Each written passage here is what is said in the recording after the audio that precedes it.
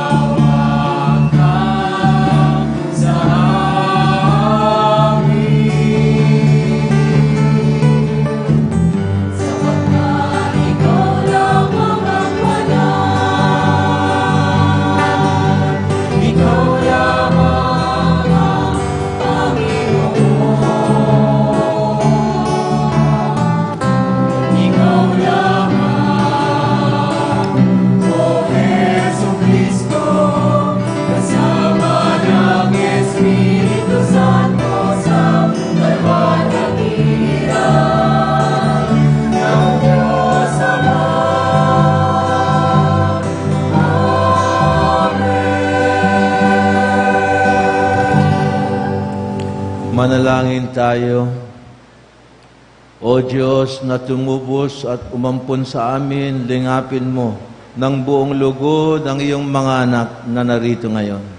Sa aming pagsasampalataya kay Jesucristo, ay matamo sana namin ang tunay na kalayaan at ang pamanang walang hanggan, alang-alang sa Kanya, anak mo, Panginoon namin na si Jesucristo ang nabubuhay at naghahari kasama mo at ng banal na Espiritu, magpasa walang hanggan. Amen. Ipinagpatuloy ng mga apostol sa first reading ang gawain ni Jesus. At sa second reading, St. John tells us about the great life, ang kaligayahan, ang nakakatuwang kalagayan na inihanda ng Panginoon sa atin sa kabila. Pagbasa mula sa mga gawa ng mga apostol. Noong mga araw na iyon, nagpunta si Felipe. Noong mga araw na iyon, nagbalik sina Pablo at Bernabe sa Listra, sa Iconio, at sa Antioquia ng Pisidia. Pinatatag nila ang kalooban ng mga alagad at pinagpayuhan na manatiling tapat sa pananampalataya. Magdaranas muna tayo ng maraming kapighatian bago makapasok sa kaharian ng Diyos. Turo nila sa kanila. Sa bawat simbahan, humirang sila ng matatandang mamamahala at matapos manalangin at mag-ayuno. Ang mga ito'y itinagubilin nila sa Panginoon na kanilang pinananaligan. Tinahak nila ang Pisidia at nakarating ng Panfilia. Ipinarangal nila sa Perga ang salita ng Diyos. At pagkatapos ay bumaba sila sa Atalia. Mula roon, naglayag silang pabalik sa Antioquia. Dito sila nagsimula ng gawaing ginanap nila matapos silang itagubilin sa pagkakalinga ng Diyos. Pagdating doon, tinipon nila ang mga kaanib ng simbahan at isinalaysay ang lahat ng ginawa ng Diyos sa pamamagitan nila at kung paanong binuksan niya ang daan upang makapanampalataya ang mga hentil. Ang salita ng Diyos. Salamat sa Diyos.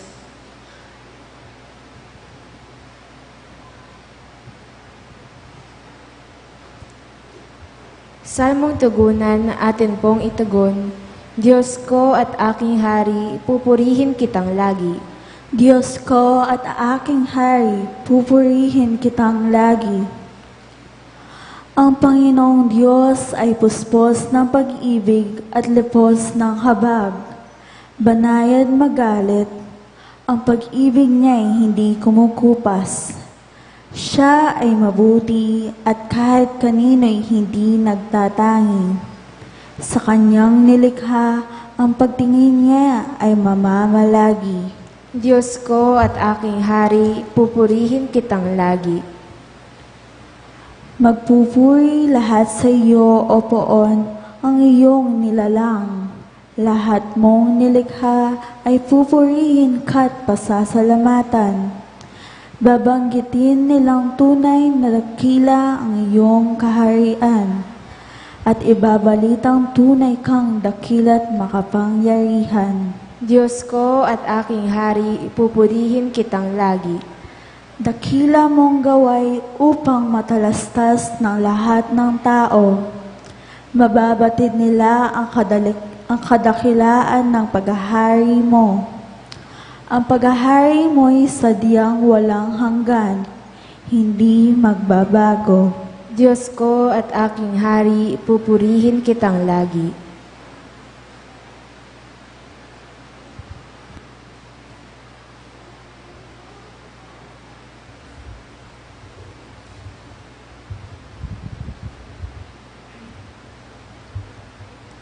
Pagbasa mula sa aklat ng pahayag.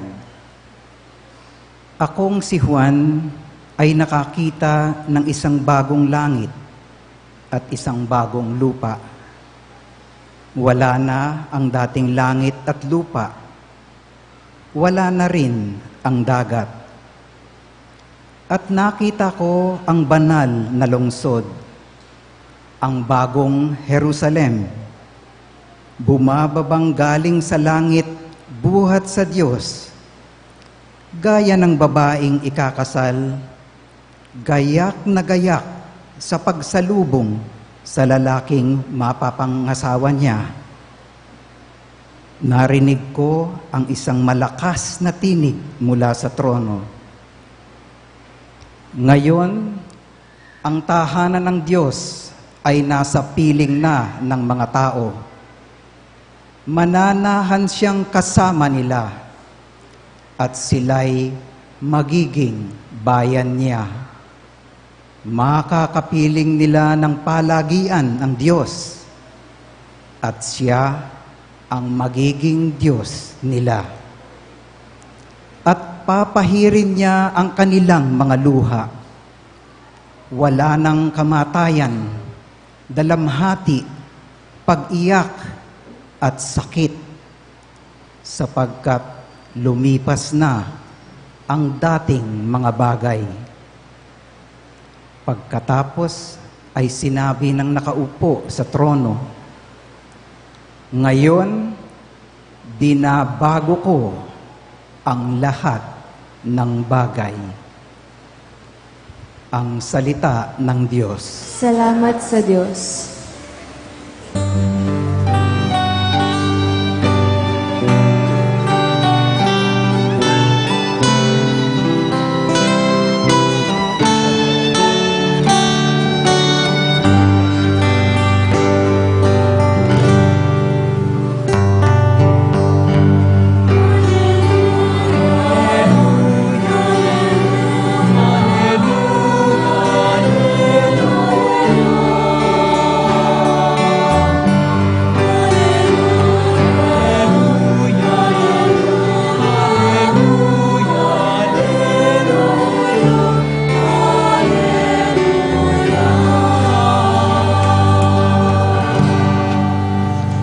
Tayo pong lahat, bagong utos, ani Kristo, mag-ibigan sana kayo, katulad ng pag-ibig ko.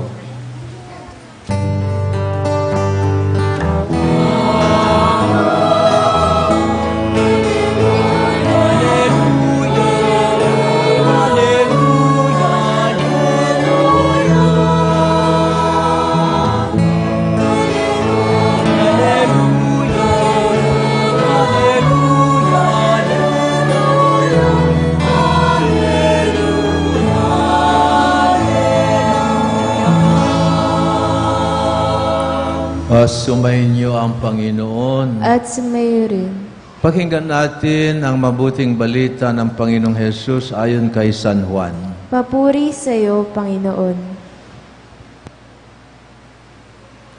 Pagkaalis ni Judas mula sa huling hapunan, sinabi ni Jesus, ngayoy mahahayag na ang karangalan ng anak ng tao at mahahayag din ang karangalan ng Diyos sa pamamagitan niya.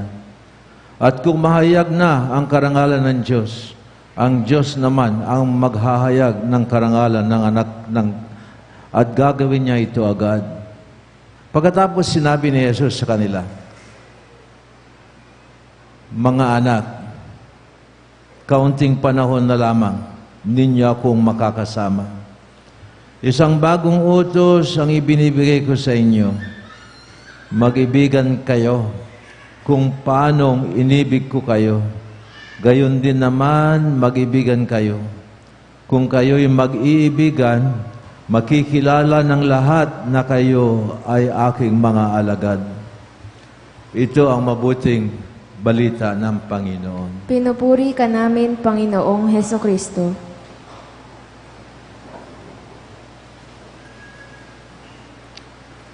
ito na ang huling parte ng Ebanghelyo ni San Juan tungkol sa buhay ni Jesus. Chapter 13 tayo ng Ebanghelyo ni San Juan.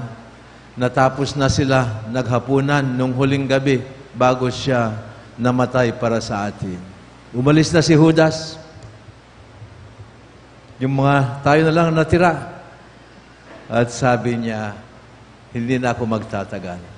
At ito ang huli kong tagubilin sa iyo. Mga kapatid, seryosohin natin ito. Sapagkat this is the heart of Christ's message to us. And this is the heart of our following of Him. Nothing else really counts if we do not hear, listen, and imbibe this message.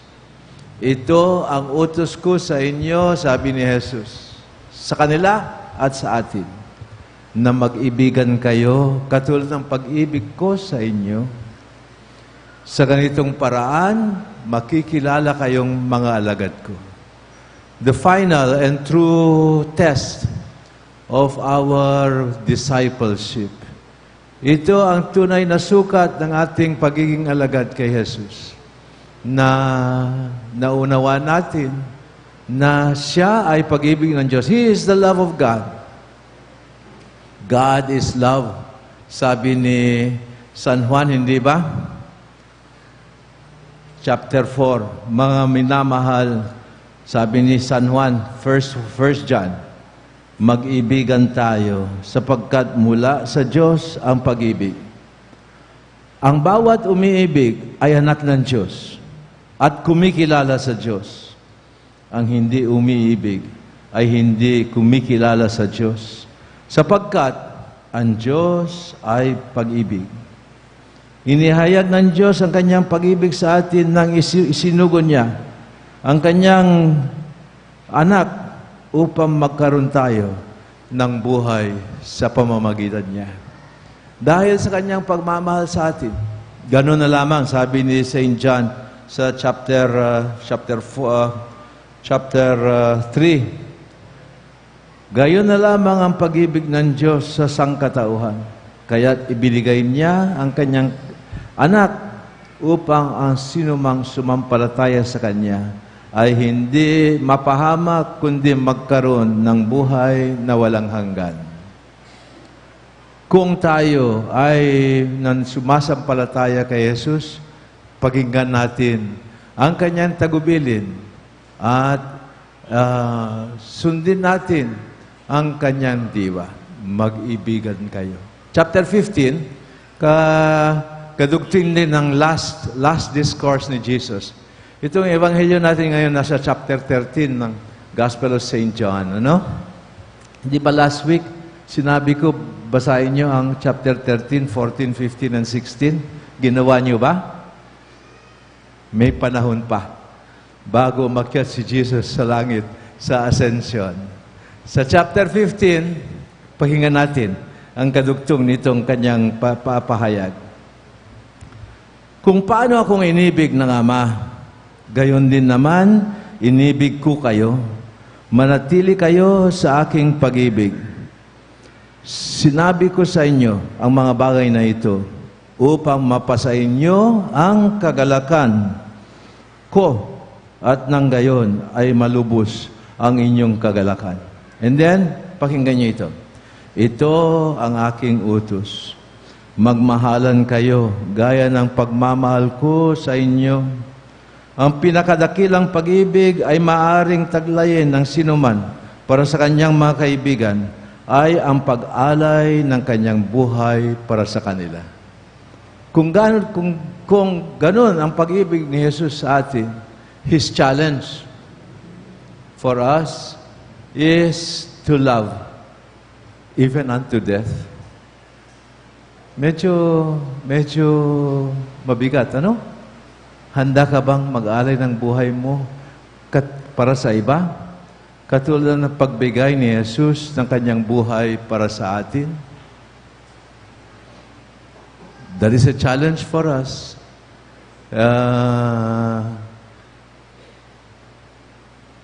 Are we ready to love one another as Jesus loved us, to the point of giving our lives. Isn't that the promise of marriage? Isn't that the promise of family? Handa mo bang yala yung buhay mo para sa mga anak mo? Ready siguro. Yung asawa mo, nung isinilang ang anak mo, handa niyang ibigay ang kanyang buhay para sa anak niya. Hindi ba? April 28 was the anniversary of the death of a saint. Santa na siya ngayon. Santa Jana Beretta Mola. She was a pediatrician. Doktora siya. She wanted to become a missionary, but she was too sickly. So she got married. She had 3 children already. She was a pediatrician. On her 4th pregnancy, nagkaroon ng fibroma ang kanyang uterus. At the doctors gave her 3 choices upang ma-solve yung kanyang problema sa kanyang sinapupunan. Sabi ng doctor, your first choice is abortion. The second choice is hysterectomy. Obviously, in both choices, mamamatay yung bata. The third choice is, subukan natin tanggalin yung fibroma sa sinapupunan mo. Kung ikaw ang magdesisyon, buhay ba ng anak mo o buhay mo bilang ina ang iyong bigyan ng pansin? She had every right to choose a hysterectomy. But sabi niya, more important than my life is the life of my child. Many of you mothers have been given that choice also. Every pregnancy is a risk, hindi ba? But dahil sa pagmamahal natin sa mga anak natin, like Saint Jana Beretta Mola, we are ready to sacrifice our life. Yung mga lalaki ba, hindi ka nabubuntis, ano? Ha? So you don't have to have a choice like that. But also the men, at marriage, that is what we promise to each other. Hindi na importante ang buhay ko. Ang buhay ng mga minamahal ko, yan ang maging pinaka-importante sa buhay ko. At nakikita naman natin na sa ating kulturang Pilipino, both husband and wife, fathers and mothers, are ready to sacrifice their lives for their children. April 28, 1962. 1962 ba? Oo. She was 40 years old. Jana Beretta Mola died because she preferred to save the life of her child. In 1994, she was beatified. In 2004, she was canonized as a saint. A few years ago, yung anak niya na isinilang nung na naging dahilan ng pagkamatay niya, her name is Emanuela Mola. She read a letter written by Saint Jana to her husband to be Pietro, bago silang ikinasal. She said, we are called by God to a covenant of love in marriage. At tinupad nga nila yon. They sacrificed their life out of love for each other and for the children. Mga kapatid, tayo'y umiibig sapagkat ang Diyos ang unang umibig sa atin. Ang nagsasabing, iniibig ko ang Diyos, subalit napuput naman sa kanyang kapatid ay sinungaling. Kung ang kapatid na kanyang nakikita ay hindi niya magawang ibigin, paano niyang maiibig ang Diyos na hindi niya nakikita? The test of our love for God, in the end, is our love for one another. Kung hindi mo mahalin ang kapatid mo, ang asawa mo, ang pamilya mo na nakikita mo araw-araw. Paano mong sabihin, sabi ni San Juan, na iniibig mo ang Diyos? Ito ang utos na ibinigay sa atin ni Kristo. Ang umiibig sa Diyos ay dapat ding umibig sa kanyang mga kapatid. Dito natin nalalaman ang pag-ibig. Inialay ni Kristo ang kanyang buhay para sa atin. Kaya dapat din nating ialay ang ating buhay para sa mga kapatid.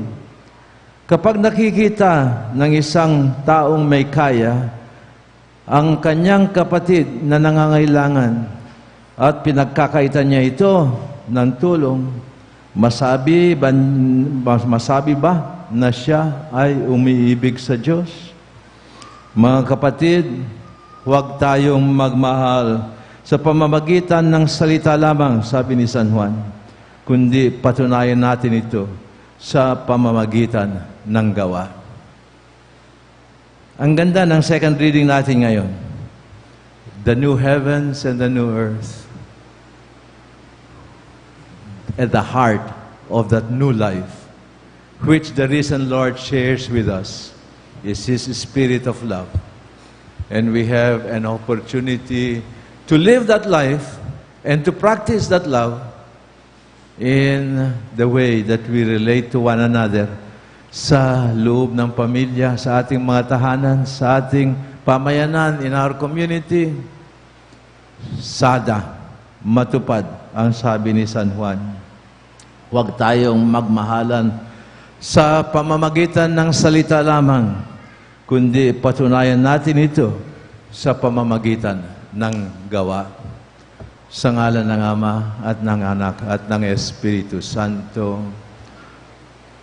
Tumayo tayo mga kapatid. Baguhin natin ang ating pananampalataya at sabihin natin, sumasampalataya ako Sa Diyos amang makapangyarihan sa lahat na may gawa ng langit at lupa, sumasampalataya ako kay Heso Kristo, iisang anak ng Diyos, Panginoon nating lahat.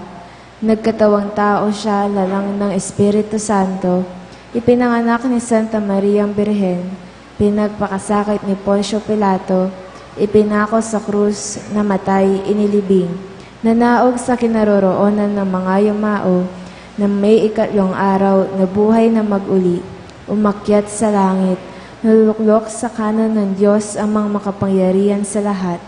Doon magmumulang paririto at huhukom sa nangabubuhay at nangamatay na tao.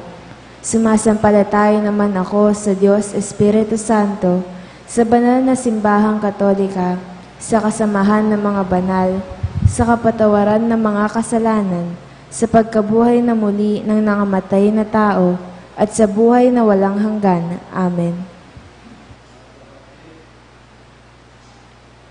Tingin natin sa Diyos na mapasa atin ang dalisay ng pag-ibig sa kapwa na itinuro sa atin ni Jesus. Sana magmahalan tayo sa loob ng pamilya, sa ating mga pamayanan, katulad ng pagmamahal ni Jesus sa atin. Ano nga itugon natin sa bawat panalangin? Ama naming mapagmahal, dinggin mo kami. Ama naming mapagmahal, dinggin mo kami. Isabuhay nawa ng bawat kasapi ng banal na simbahan ang atas ng Panginoon na magmahalan at makita nawa ng mundo ang tunay na mukha ng pag-ibig sa pamumuhay ng bawat Kristiyano. Manalangin tayo. Ama naming mapagmahal, dinggin mo kami. Lukuban nawa ng Espiritu Santo ang mga bagong halal na pinuno ng pamahalaan upang maging mga daluyan sila ng pag-ibig at pagkalinga ng Diyos sa kanyang bayan. Manalangin tayo. Ama naming mapagmahal, dinggin mo kami. Maging mga alagad nawa ng pag-ibig at katarungan ng kabataan. Lumikha nawa sila ng kultura ng pagmamahalan at pagkakaisa, nagagapi sa kultura ng galit at kamatayan. Manalangin tayo.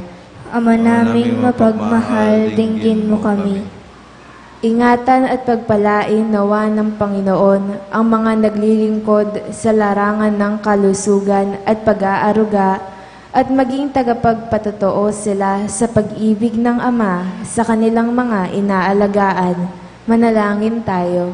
Ama naming mapagmahal, dinggin mo kami. Tahimik natin ipanalangin ang mga minamahal natin sa buhay, ating mga kapamilya, ang ating mga anak, at lahat na nagmamahal sa atin sa loob ng ating pamilya.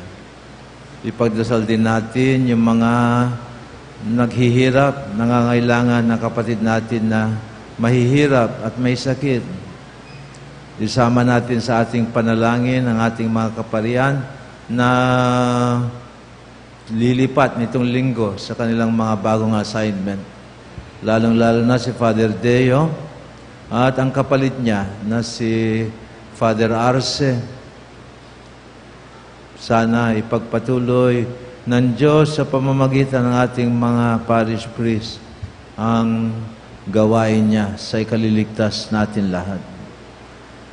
Ama naming bukal ng dalisay na pag-ibig, ibuhos mo sa amin ang handog ng iyong Espiritu upang humago kami sa pag-ibig sa kapwa at nang kami ay makilalang tunay na mga alagad ng iyong anak na si Jesucristo naming Panginoon. Amen.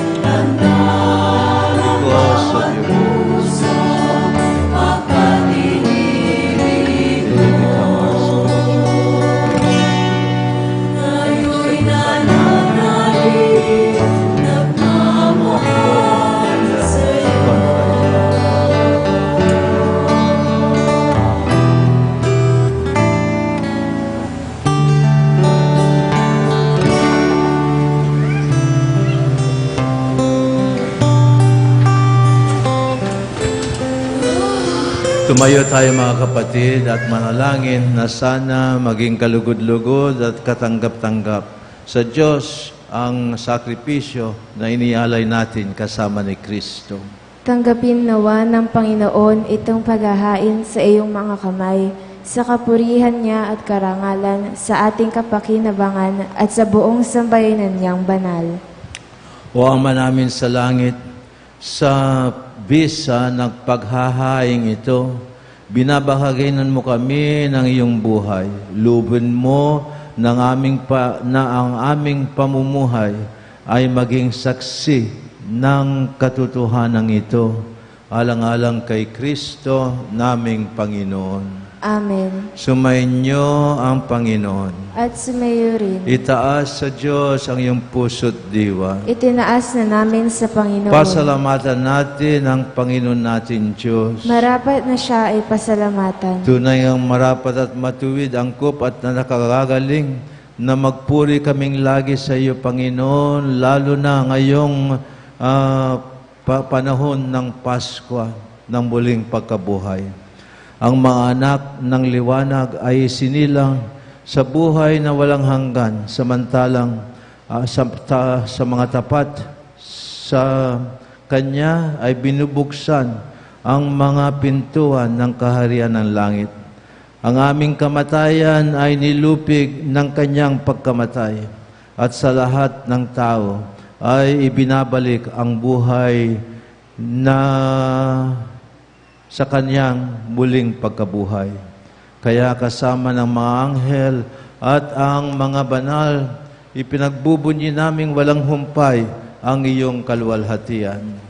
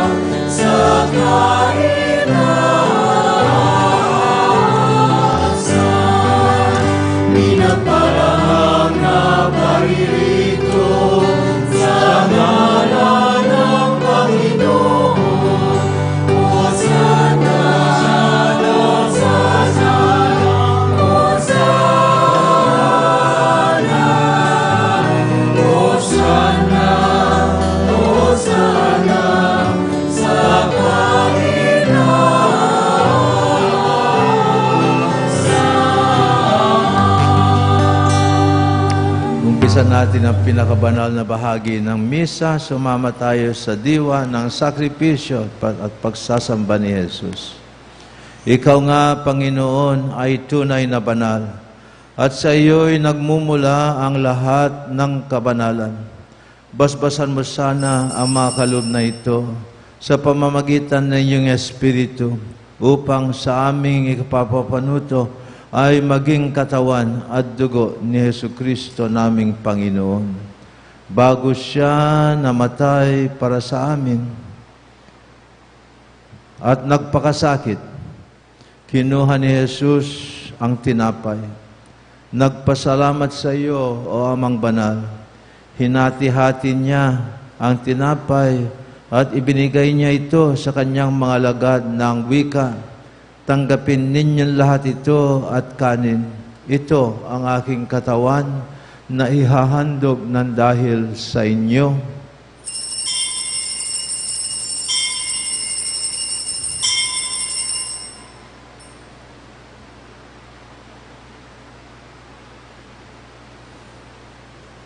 Gayon din naman, pagkatapos ng hapunan, kinuha ni Jesus ang kalis na may alak, muling nagpasalamat sa iyo, Amang Banal, at ibinigay niya ang kalis sa kanyang mga alagad na ang wika, "Tanggapin ninyong lahat ito at inumin.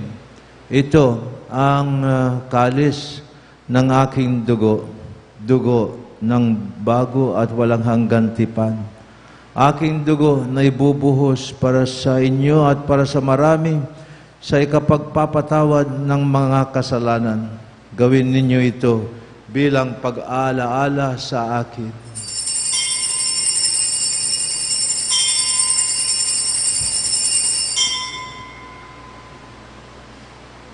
Tumayo tayo mga kapatid, tugunan natin ang hiwagang ito sa pamamagitan ng ating pananampalataya.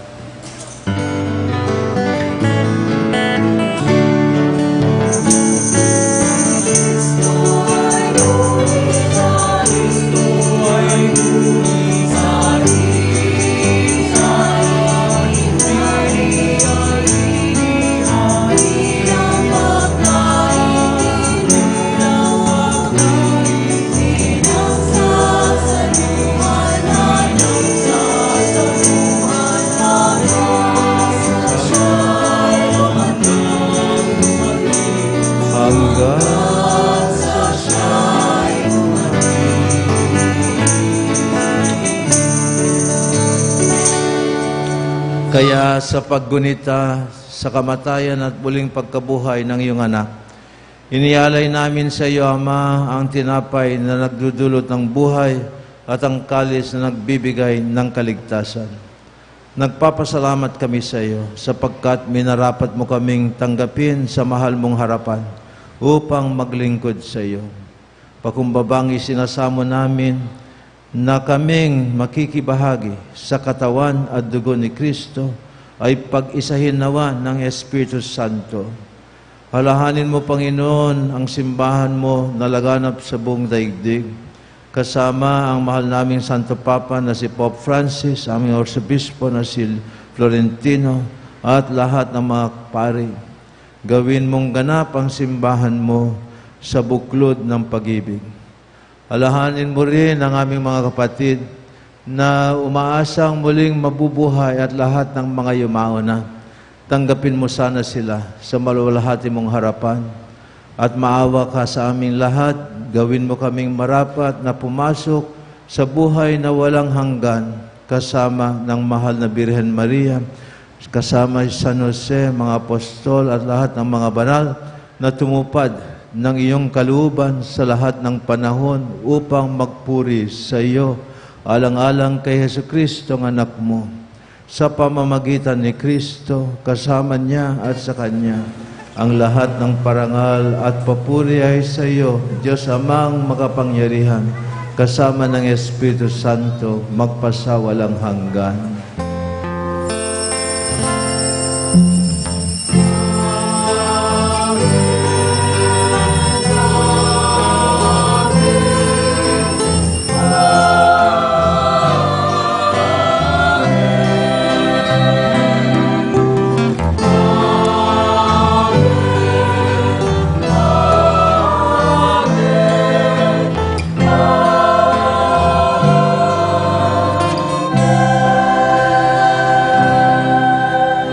Sapagkat itunurin ng Diyos tayong mga anak niya, manalangin tayo sa Kanya sa diwa ni Kristo.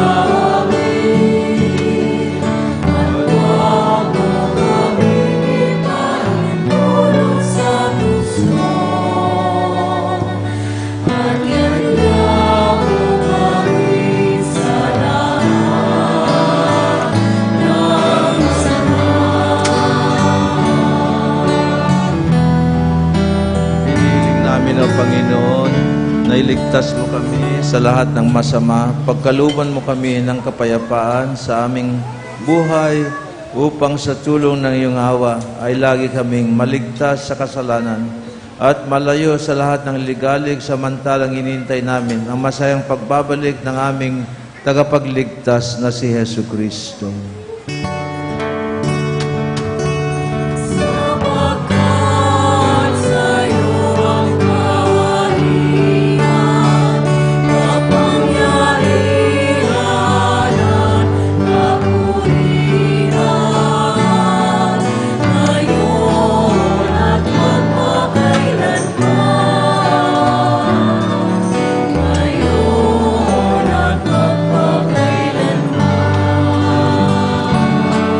O Panginoong Hesus, ipinangako mo sa iyong mga alagad, kapayapaan ang iniiwan ko sa inyo, aking kapayapaan, ang ipagkakalob ko sa inyo.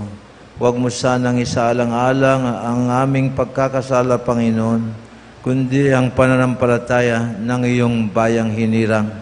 Pagkalooban mo kami ng kapayapaan at pagkakaisa ayon sa ikasisiyan ng iyong kalooban, nabubuhay ka't naghahari, magpasa walang hanggan. Amen. Ang kapayapaan ng Panginoong Hesus ay sumainyo lahat. At sumayo rin. Ipamahagi natin sa isa't isa ang kapayapaan ni Kristo.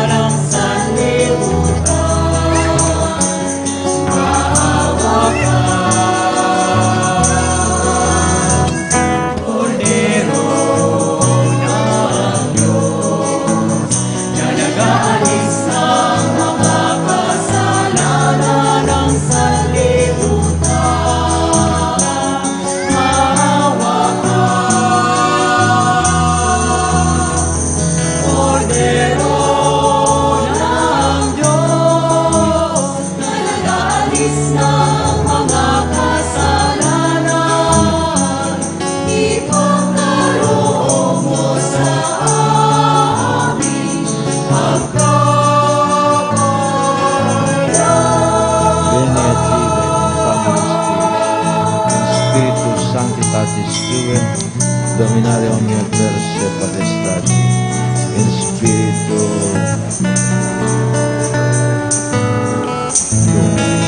at gloria Patris. Narito si Jesus na nag-aalay ng kanyang buhay dahil sa kanyang pag-ibig sa atin. Mapapalad tayong inanyayahan niyang tumanggap sa kanya ngayon. Panginoon, hindi ako karapat-dapat na magpatuloy sa iyo, ngunit sa isang salita mo lamang ay gagaling na ako. Ang katawan at dugo ng Panginoong Jesus ang magdulot sa wala sa atin, sa kanyang buhay na walang hanggan.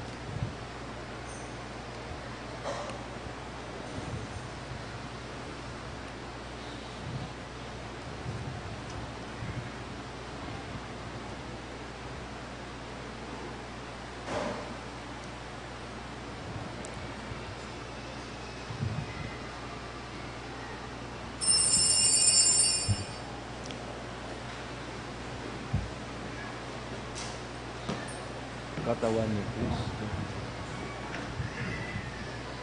Ang katawan ni Kristo.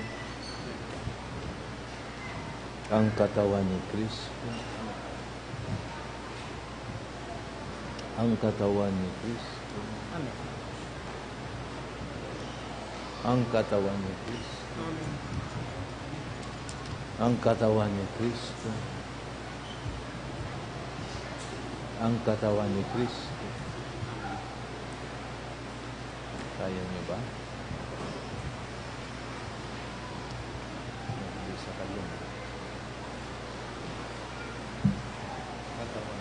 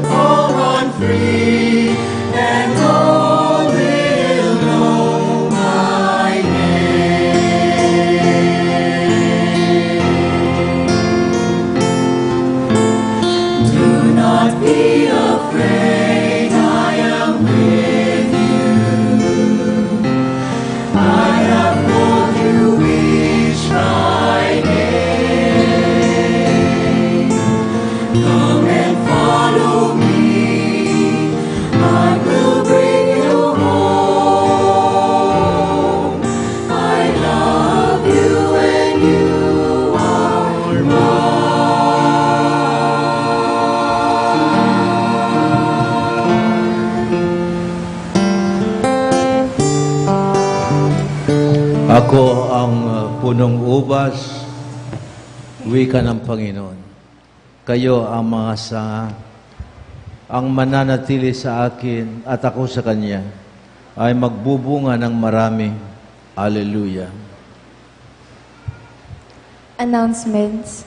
As it is the third Sunday of the month, our collectors, the Companion of St. Jude, will go around again for a second collection for the World Communication Sunday, the proceeds of which are intended for the advocacy of the Catholic Church, geared toward the role and responsibility of the press, the television, the radio, and other instruments of social communication in enriching and nurturing the culture and understanding among peoples in spreading the gospel message. Our daily scriptural rosary and flower offering in honor of our Blessed Virgin Mary continue until the 31st of May.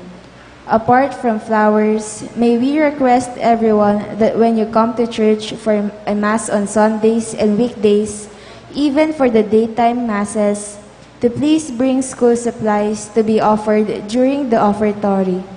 These will be distributed to the pupils of the San Agustin Elementary School Extension here at the St. Jude Oval. Thank you.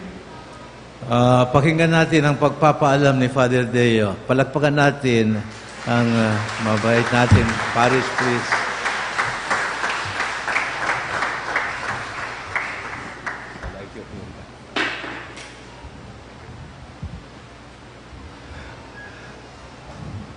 Sinabi na nga ni Father Bong, papaalam na po ako kasi this will be the last Sunday I will be here. Next Sunday I will be already in Sapang Bato, Angeles City. That will be my new assignment.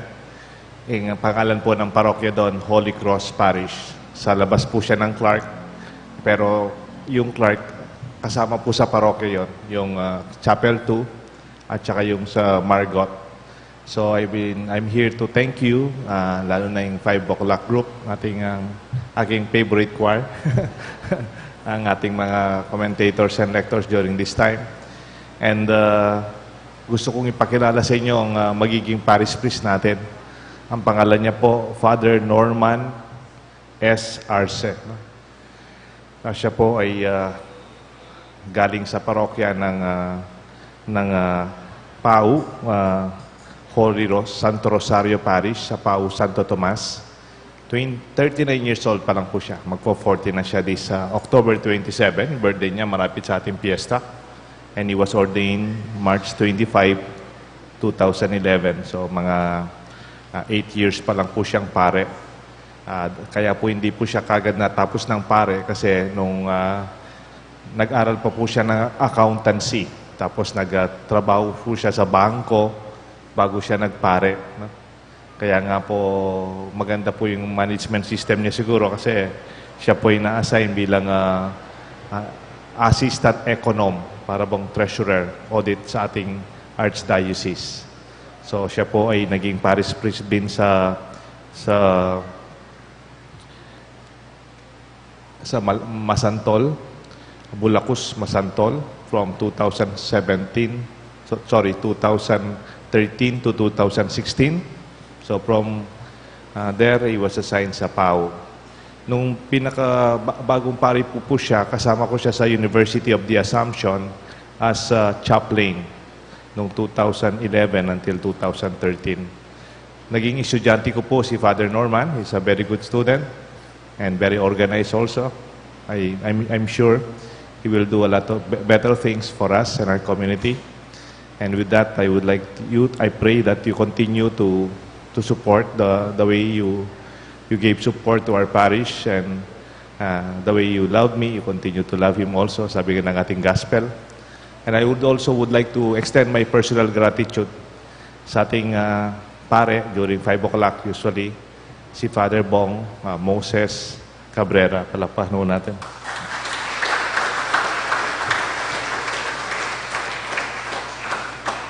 On May 23, Father Bong will be celebrating his 50th anniversary as a priest. Golden.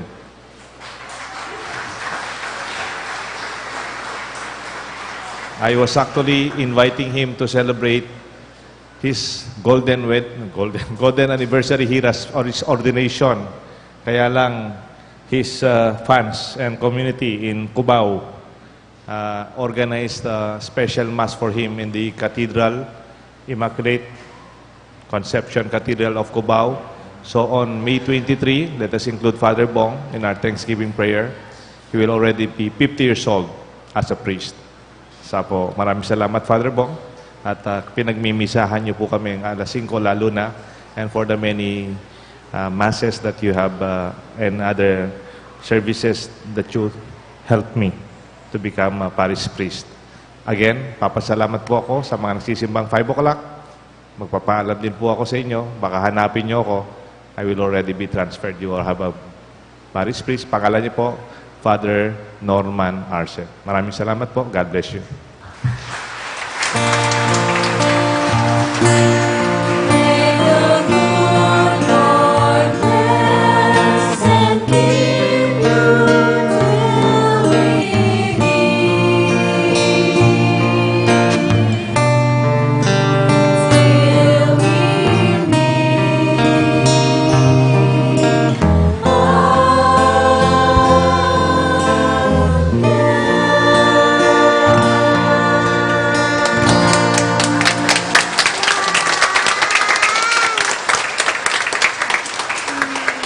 Huwag natin kalimutan na birthday ni Father Deo next week.